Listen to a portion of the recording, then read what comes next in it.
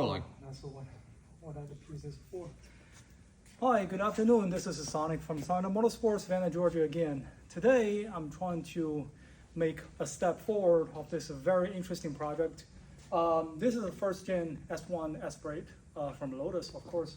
And as we can see, this vehicle has, back in the days, what they call a backbone chassis design. So the chassis running along the center line of the vehicle with a big closed box shape, tunnel box shape in the middle. So in that case, both occupants, driver and the passenger, can sit in a saddle on both sides of the frame. Packaging wise and the weight reduction perspective, it is very efficient as most of the other cars that Colin Chapman built.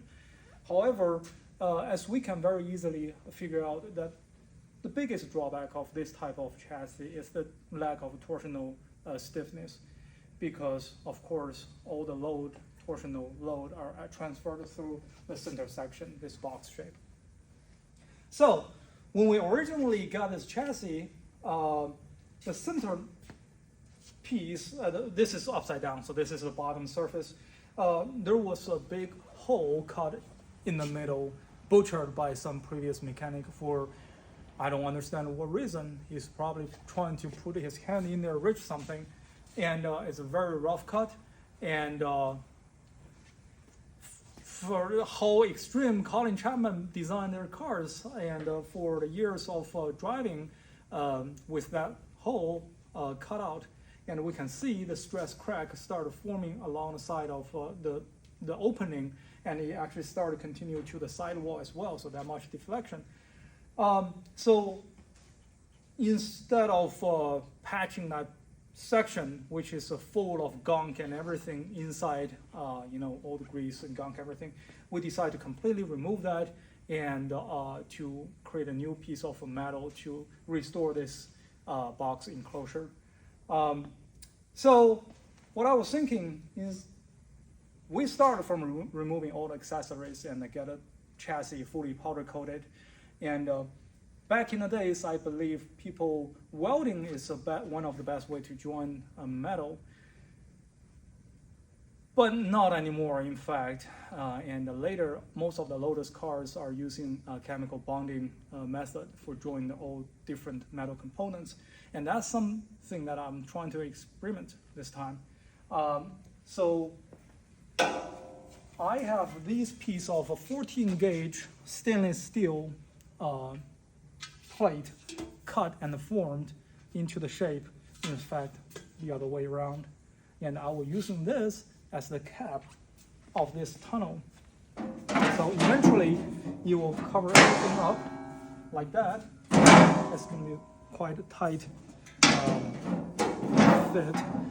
And all the dimensions are measured for tight fit. I need to have some notches around that. And with the combination of chemical bonding agent, impact resistant, likely from 3M and the equivalent brand, very commonly used on the market, and the high strength structural rivet to conquer the peel strength for the edge of the bonding. As everybody knows, chemical adhesive are basically just epoxy-based adhesive, and they're very strong in tension and shear, but extremely weak in peel. So if you peel that, not on purpose, but when the chassis starts flexing and we start having a relative movement between two pieces of metal, so chances are they will have at one point they start having the peel load put on that section, and they started peeling from one side, and as soon as that starts, they will start keep peeling down. So the rivets that put on the side of the rail will enhance the strength and mainly trying to conquer the peel load applied onto the chemical adhesive bonding.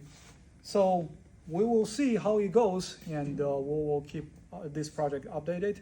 The reason I choose a 14 gauge instead of the original 16 gauge is, if you can see this piece of metal it is really strong by itself already from the torsional and the bending load. It barely not bent at all, and it gives a very strong torsional stiffness by itself as well. So when you mentioned use that to cap the box shape, I actually get that idea from my teacher / good friend Ted Wins back in the days. He decided to weld 1/8-inch thick steel plate at the bottom of the Formula cars to aid the torsional stiffness. When other people questioning the added weight, all the mass are at the very bottom of the entire packaging, so it actually helps to lower the center of gravity. Meanwhile, if everything is still under the weight limit.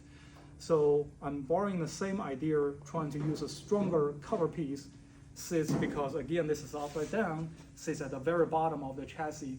One, increase the torsional stiffness and the bending load, of course, and two is we drop all the center of gravity down. I mean, drop this heavy piece at the very bottom of the chassis. So that's the idea, and we have a week to complete this chassis, and we will update by the end of this week.